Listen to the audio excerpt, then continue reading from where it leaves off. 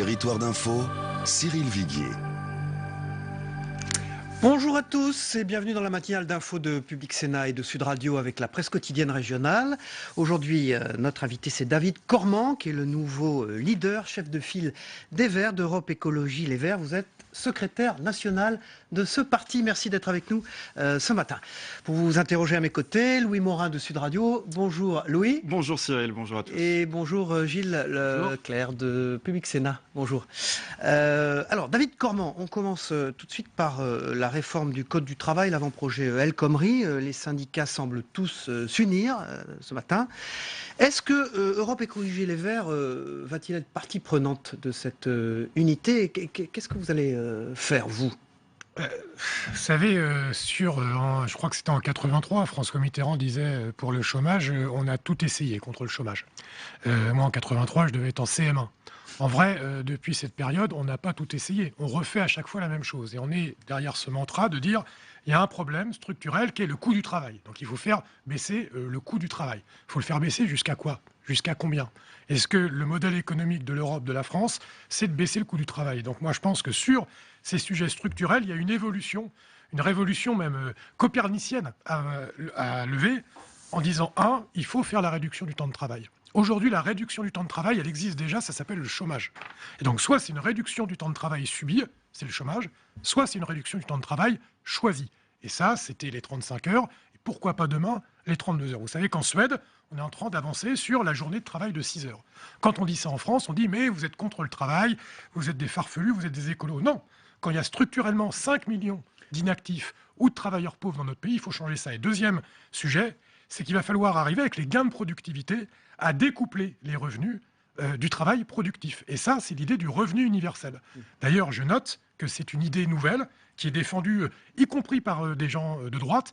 Et donc moi, pour réfléchir sur le travail au XXIe siècle, il y a deux piliers, la réduction du travail choisi et le revenu universel. Et sur les modalités d'action, vous pourriez rejoindre les syndicats? Là, après, il y a la bataille parlementaire à mener. D'ailleurs, la façon dont c'est avancé par le gouvernement est profondément choquante dans une démocratie. C'est-à-dire que les gars commencent à dire, avant même de discuter, en disant « ça sera le 49-3 ». À quoi ça sert d'avoir un Parlement si avant ça l'exécutif dit c'est le 49-3? Donc finalement, ils sont revenus dessus, oui, le 49-3, finalement. Bien sûr, il n'en est pas question. J'ai entendu, mais c'est un amateurisme dingue. Pourquoi on ne dit pas au début, voilà, il y a des idées sur la table, on s'appuie sur les partenaires sociaux et sur les représentants du peuple, c'est-à-dire les parlementaires, pour réfléchir là-dessus. On ne commence pas par dire 49-3 pour après le retirer.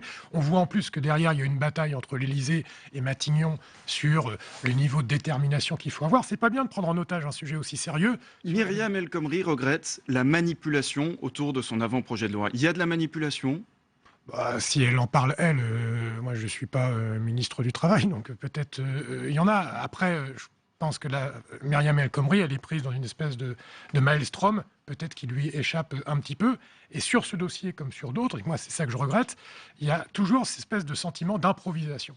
Gilles Leclerc.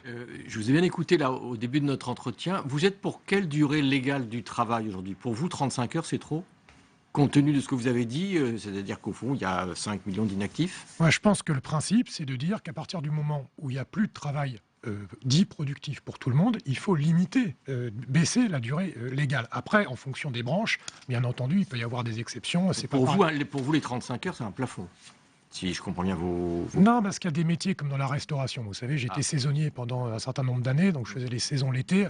Franchement, 35 heures, ça n'a pas tellement de sens. Après, il y a un cadre général. Moi, je suis même pour la semaine de 4 jours, qui soit la norme générale. Après, en fonction des métiers, il peut y avoir des adaptations. Vous êtes signataire de la pétition qui rassemble aujourd'hui plusieurs centaines de milliers de signatures? Oui. Et donc là, de quelle façon faut-il faire pression, à votre avis, en attendant le débat au Parlement, sur le gouvernement? Je pense qu'il faut que les Françaises et les Français envoient un message clair au gouvernement de dire « stop, on en a marre de payer les pots cassés, de l'incurie et des choix politiques qui sont pris depuis des années ». Mais le rapport Badinter, je dirais, maintenait quand même les droits fondamentaux des salariés, même s'il y a des évolutions et que chaque évolution devait être prise par des accords soit de branche, soit d'entreprise. Les évolutions dont vous parlez, c'est l'espèce de vernis de modernité qu'on met au-dessous. Moi, je pense que la modernité, c'est pas de libéraliser le droit du travail. La modernité, c'est de faire évoluer notre rapport au travail. Et donc, c'est ça qui manque peut-être dans ce rapport, je vous avoue que je ne l'ai pas lu, et surtout dans le projet de loi que là j'ai regardé et qui est proposé. David Cormand, qu'est-ce qui va se passer Louis concernant les groupes écologistes à l'Assemblée nationale et au Sénat? Il va y avoir une consigne quant à ce texte? Alors, vous savez que chez les écolos, l'histoire des consignes, c'est pas toujours extrêmement efficace. Et Donc c'est pour moi, ça que je vous pose la question. non, mais surtout, blague à part, moi je suis très respectueux de nos institutions et des élus de la République qui ne sont pas la courroie de transmission d'un appareil parti. Après, il y a des discussions qui sont en œuvre. J'ai lancé au niveau de la direction de mon parti un travail collaboratif avec l'ensemble des parlementaires pour qu'on ait une ligne qui soit la plus partagée possible. Après, chacun est libre. Autre Gilles chapitre Leclerc. ce matin, pour les réfugiés de Calais, on s'achemine vers un démantèlement. On a vu hier que la Belgique renforçait sa frontière pour mieux contrôler justement les réfugiés. De votre point de vue, les écolos, on sait, sont très européens. Est-ce que vous avez l'impression qu'au fond, Schengen, aujourd'hui, c'est terminé, il faut l'aménager? Le sujet, en l'occurrence, c'est, si je peux me permettre, pas Schengen. Parce qu'aujourd'hui, il n'y aurait pas Schengen, on voit bien que les flux de réfugiés passeraient quand même. Donc le sujet, en revanche, là vous avez raison, c'est l'Europe. Moi, je suis saisi que la première puissance économique du monde, c'est l'Europe. La zone du monde la plus riche, c'est l'Europe. Soit aussi sourde et fermée par rapport à un drame humain colossal. Ça fait vrai pour l'Allemagne, par exemple, quand même, qui Oui, est plus oui. généreuse que d'autres pays d'Europe. Oui, l'Allemagne, mais on voit qu'elle est assez isolée sur ce chantier. Vous savez, on n'arrête pas de démanteler. On a démantelé à Calais et ailleurs des centres de rétention. Pour quelle solution? Qu'est-ce que ça veut dire? Ça veut dire qu'il faut les laisser dans la Oui, jungle Morin. de Calais? Non, ça veut dire qu'avant de démanteler, il faut accueillir les gens dans des situations de dignité. C'est-à-dire qu'on fait le truc du démantèlement sans prévoir l'étape d'après. Là, il y a des conteneurs qui ont été mis à disposition des migrants pour les accueillir. 1500 migrants qui sont accueillis dans des conteneurs juste à côté de la jungle de Calais. C'est satisfaisant? Je pense que ça ne correspond pas aux besoins. Et surtout, il y a il y a les conteneurs pour accueillir les gens, mais il y a aussi toute l'infrastructure qu'il y a autour. Moi, je pense notamment aux enfants isolés. Ils sont très nombreux dans la jungle de Calais. Je crois que c'est autour de 350 enfants isolés, c'est-à-dire non accompagnés. C'est-à-dire des mineurs de moins de 18 ans, dont certains ont moins de 15 ans. Et c'est incroyable que dans un pays comme le nôtre, on n'ait pas un minimum d'humanité pour gérer cela. Où est la Gilles responsabilité Leclerc. alors côté français? Et l'État se cache les yeux. Vous savez, on est dans un climat politique aujourd'hui où on met beaucoup de choses sur le dos des réfugiés, des immigrés, et on a l'impression que le pouvoir est rétif à assumer un acte de solidarité. On a l'impression qu'il marche sur des œufs sur ce sujet-là. Moi, je pense au contraire qu'il faut assumer. Vous savez, il y a un maire écolo, le maire de Grande-Synthe, qui s'appelle Damien Carême, qui lui a assumé à l'échelle d'une petite ville, c'est 15 000 ou 20 000 habitants, d'installer une zone pour pouvoir, de façon humaine, accueillir un certain nombre de réfugiés. Les réfugiés, ils sont là.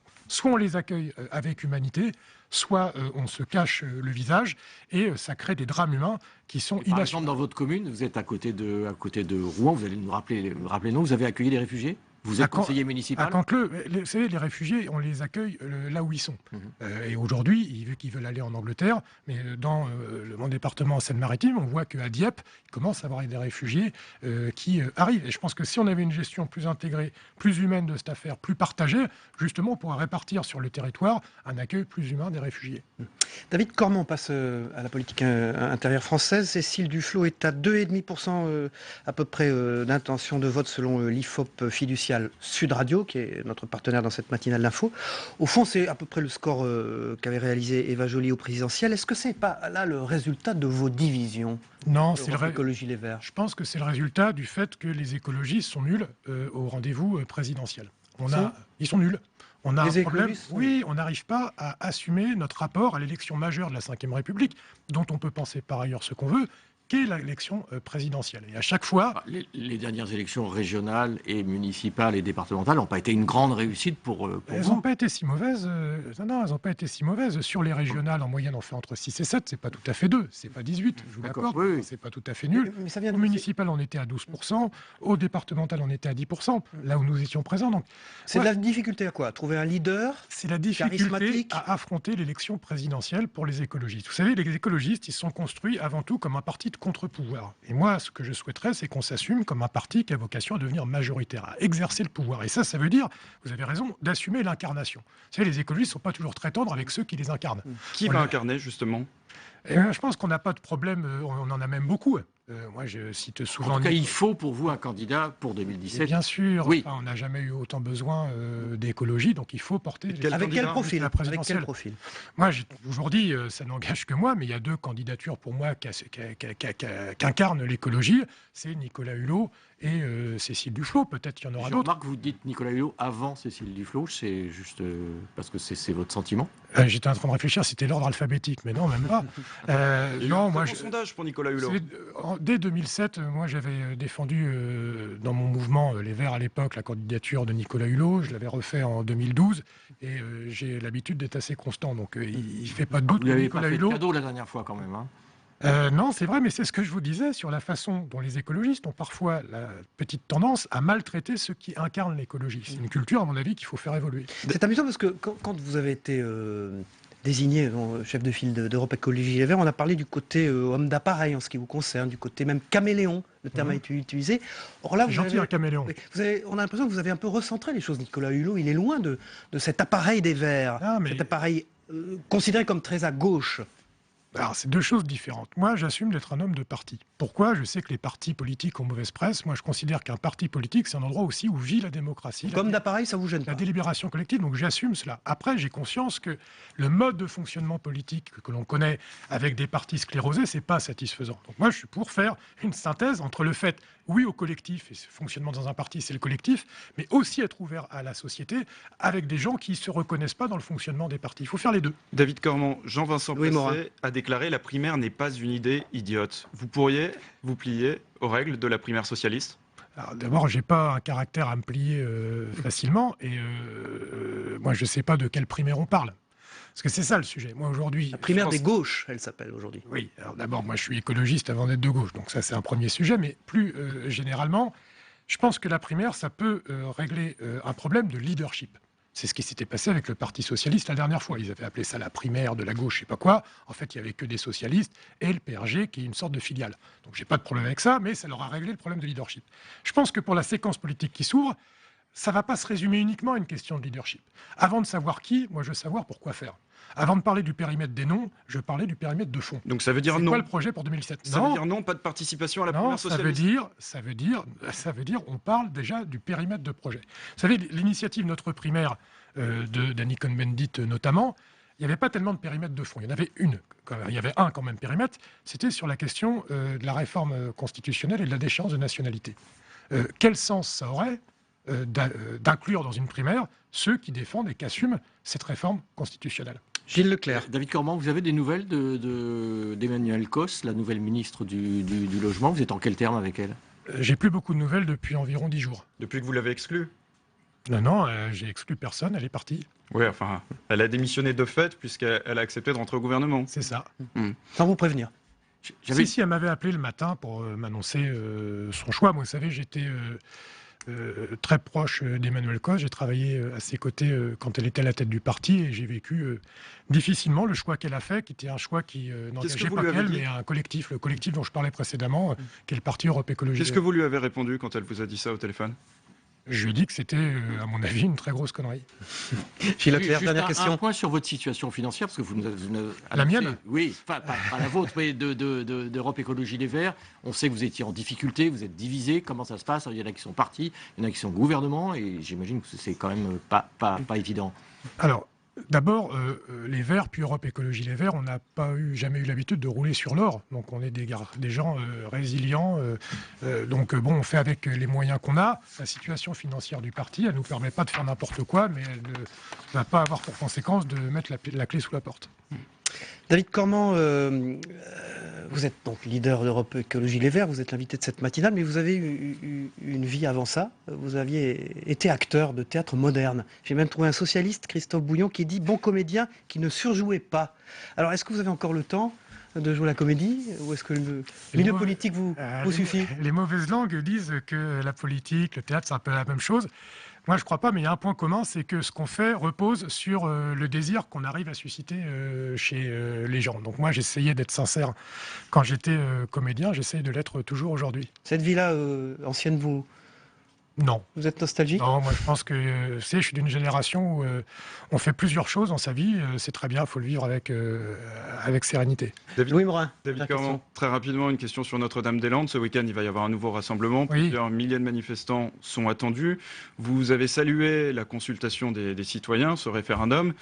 Si les résultats du référendum sont favorables à la construction de cet aéroport, est-ce que vous vous plierez?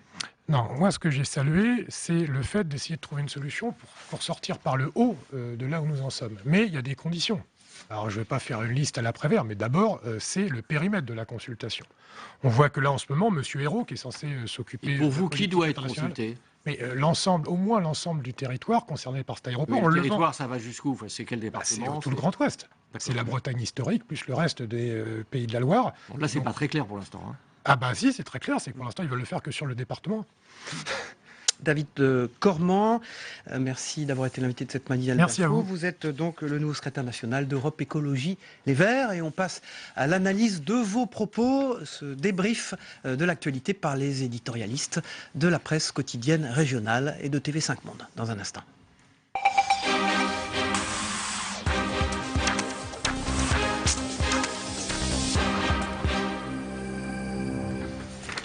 Voilà, bonjour, j'accueille Zoé Cadio du Midi Libre et de l'Indépendant. Bonjour Zoé. Bonjour, et Cyril. j'accueille André Crétenant, qui est directeur de l'information de TV5 Monde, notre partenaire dans Territoire d'Info. On démarre, si vous voulez bien, par ce qu'a dit David Cormand sur l'avant-projet El Khomri, la réforme du Code du travail. Lui, il est OK pour la semaine de 4 jours. Ça m'a étonné d'ailleurs. Il n'est pas si rigoureux que sur les 35 heures qu'on pouvait le penser. Oui, semaine de 4 jours, mais bon, 35 heures, il a aussi dit que peut-être il fallait envisager une baisse du nombre d'heures de travail par semaine, ce qui m'a un peu étonné. Hein. Oui. Mais il dit qu'il vient du monde de la restauration et que effectivement, ça s'explique. Absolument. Bah, ce que je trouve intéressant dans la discussion, évidemment, sur le nouveau code du travail, c'est au fond comment on y arrive, puisque là, on est face à un projet, mais la question est aussi de la discussion dans les entreprises. Est-ce qu'il y aura une sorte de démocratie dans les entreprises, des accords au niveau des entreprises? Ça, c'est assez contraire, je dirais, à la culture française, donc il y a une vraie difficulté. C'est vrai qu'il y a une vraie difficulté, mais il y a aussi un problème aussi de communication, je pense aussi, pour présenter ce projet. Vous disiez vous-même que avec ce projet de loi, on allait favoriser le dialogue social, mais où est le dialogue quand, avant tout préalable à la discussion, on dit si vous n'êtes pas d'accord, on sort le 49.3. Donc je pense que là, il y a vraiment eu une erreur. Qui est abandonnée d'ailleurs. Hein, pour l'instant, qui est abandonné. On l'a vu avec la loi Macron il y a quelques mois. Donc, on voit qu'il y a quand même un problème de dialogue au sein même de la majorité parlementaire. André Crétenant, comment perçoivent les Français de l'étranger, justement, ceux qui vous regardent, ceux qui nous regardent, donc maintenant, TV5 Monde, par rapport à ce débat franco-français de la réforme du Code du travail? Ils sont étonnés, évidemment, puisqu'ils travaillent dans d'autres conditions. Ils ont affaire à d'autres systèmes légal et d'une certaine manière, ils regardent avec un petit peu d'étonnement. Donc il y a un décalage évidemment assez important, que ce soit d'ailleurs les Français de l'étranger ou les étrangers qui regardent et qui observent la France. Mais je pense qu'il y a aussi évidemment un enjeu pour les entreprises, notamment pour les entreprises qui souhaiteraient s'installer en France. Je pense que la perspective de voir encore un code du travail qui reste évidemment extraordinairement large. Vous vous souvenez, je ne sais plus qui avait montré le code du travail suisse, voilà, qui était je rappelle que vous êtes suisse vous-même, qui était assez mince, vous devez évidemment. Mais je ne veux pas non plus dire que le modèle libéral suisse est le meilleur. Voilà, je pense que chaque pays doit trouver sa propre voie. En tout cas, il y en a un qui doit être très étonné, c'est Donald Trump, puisqu'il est né au fond. Sa notoriété est née de sa participation dans une émission outre-Atlantique qui s'appelait The Apprentice, qu'on connaît. Et son principal slogan, c'était « Vous êtes viré, you are fired ». Oui, absolument. Donc ça doit être totalement décalé par rapport aux considérations, par exemple, américaines. Totalement décalé. Donc, mais ce qui est intéressant aussi, c'est que Trump, c'est vraiment l'homme nouveau. En tout cas dans le domaine politique. Et je trouvais intéressant ce que disait David Cormand à la fin au milieu de son entretien à propos des présidentielles, quand il cite par exemple Nicolas Hulot. J'ai le sentiment qu'on est aussi, que ce soit en France ou dans d'autres pays, à la recherche de l'homme ou de la femme nouvelle. Zoé Cadio, l'homme ou la femme nouvelle? L'homme ou la femme nouvelle, ou l'homme providentiel tel qu'il est institué par la Ve République, parce que n'oublions pas que chaque année, enfin tous les 5 ans maintenant, on est à la recherche de notre leader. Alors ce qui est marrant, c'est que cette histoire d'homme nouveau, c'est aussi ce que plaident les ténors à la droite. Hein. Regardez Bruno Le Maire hier. Il a dit quelque chose d'énorme quand même, il a dit on est nuls, nous, les écologistes, on est nuls à la présidentielle. Oui, mais Oui. bon, parce que les écologistes, c'était un peu aussi... C'est pas langue de bois, c'était ça, aussi quand les même, hein, rebelles. on peut lui Non, reconnaître. mais Alors- c'était les rebelles. C'était les rebelles. Ils étaient aussi, d'une certaine manière, ceux qui protestent, etc. Mais c'est assez difficile d'être à la fois rebelle et d'être au gouvernement. Oui, Oui, c'est Cadio. justement parce qu'ils disaient Ils aussi... sont nuls? Je ne sais pas s'ils sont nuls, parce que quand même, on ne peut pas dire ça.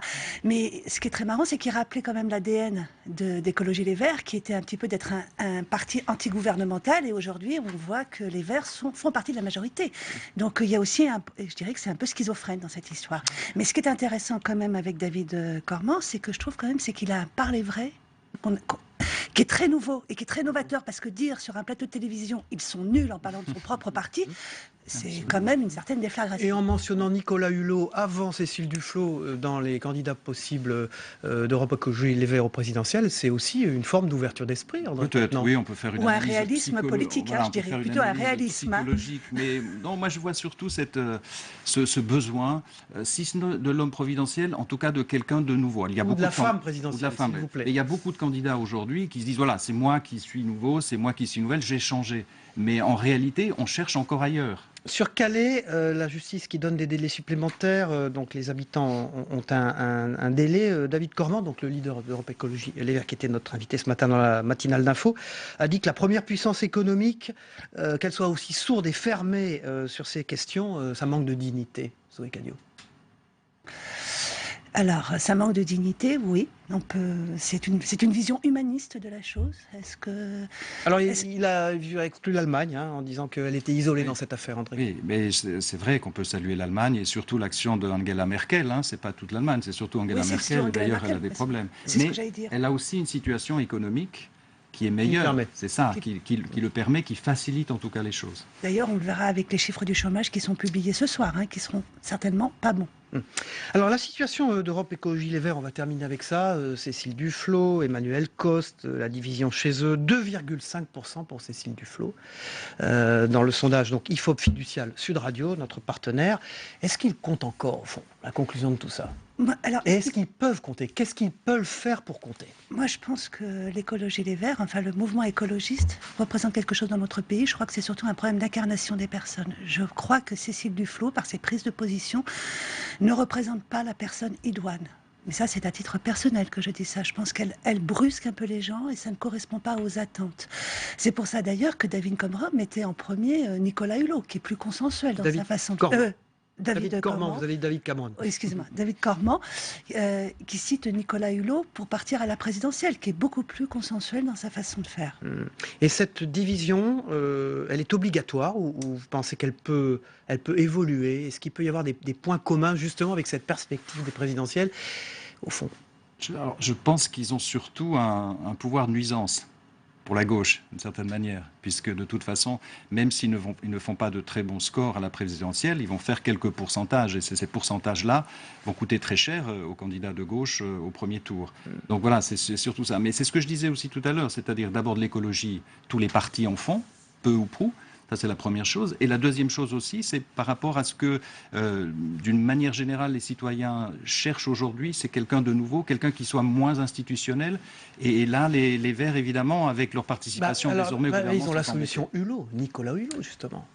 C'est leur choix, bien sûr, oui, pourquoi pas. Oui, absolument. Donc, Oui. il avait l'air de dire qu'il ne participerait pas, finalement, à la primaire des gauches, comme on l'appelle maintenant. Est-ce qu'il va y avoir une primaire? On attend. Enfin, d'après ce qui se dit un petit peu à droite et à gauche, c'est que si François Hollande y va, ça va surtout dépendre de l'adversaire qu'il aura en face de lui. Parce que je ne pense pas qu'il va y aller pour perdre. Et il avait toujours mis il avait mis une clause je dirais, obligatoire pour y aller, c'est la baisse du chiffre du chômage. Donc il va falloir qu'il jongle avec tout ça. Donc c'est compliqué. Et David Cormand, il a dit une chose qui m'a frappé. Il a dit « Je suis écologiste avant d'être de gauche ». Oui, c'est peut-être, j'allais dire, retour aux origines. On disait tout à l'heure c'est qu'il sa marque de fabrique. il cherche un peu, voilà, d'être à nouveau sur l'ADN du parti.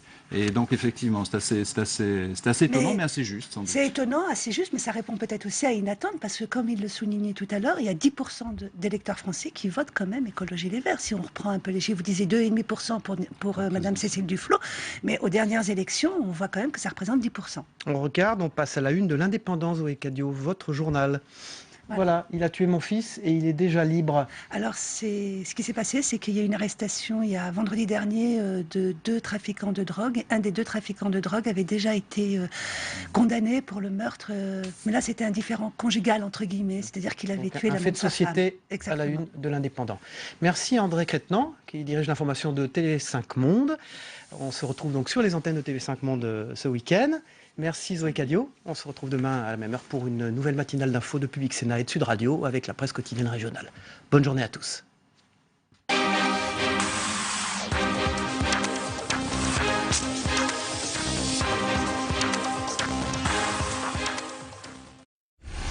Public Sénat